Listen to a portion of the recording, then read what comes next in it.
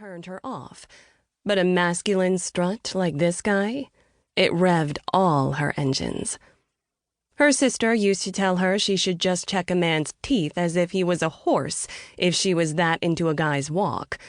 Lissa used to tell her to shut up. Of course, if she could talk to her sister one more time, she certainly wouldn't be saying shut up. At that memory, Lissa squeezed her eyes shut. Her arousal effectively doused as a wave of grief passed over her like it always did when she thought of her sister. She took a couple of calming breaths and then opened her eyes to see the man opening up the front door of Gamers. It would be just her luck if he was the less-than-punctual Ethan Talley. She turned from the window and clutched her camera, the grip familiar and comforting, as loud footsteps came closer to the conference room. Grant's head went up at the sound, and he smiled. "Ah, Ethan's here." Lissa sucked in a breath as a shadow crossed the threshold, because yes, he certainly was. He stood in the doorway of the conference room, his hands hanging loosely at his sides, his feet braced apart in their polished black shoes.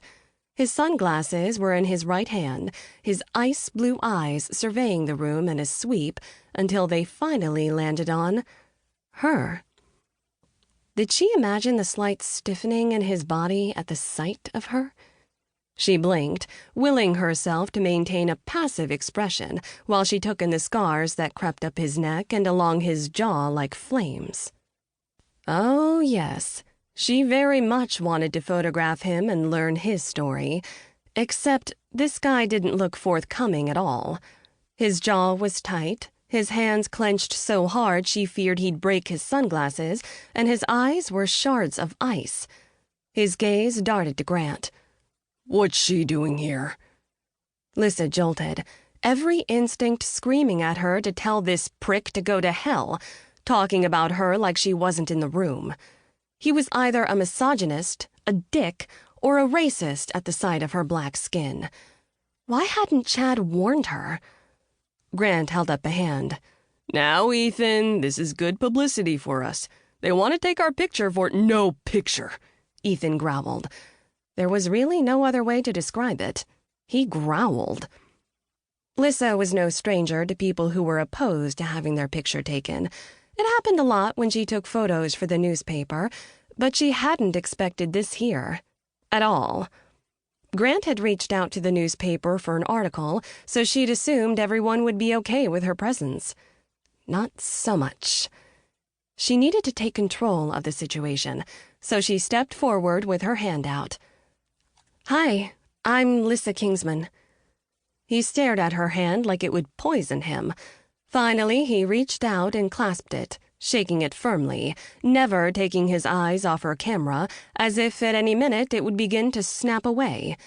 He said with hesitation, "Ethan Talley."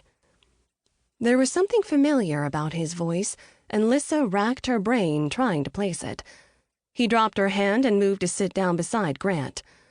"I'm not comfortable with this." "Ethan," Grant said, clapping him on the shoulder, "let's just talk to the reporter first, and then we'll deal with the picture thing, okay?" Ethan nodded with a jerk of his chin. Lissa stepped back, wishing she could blend into the walls behind her, because Ethan was still watching her, like she was going to steal something from him. Like his picture.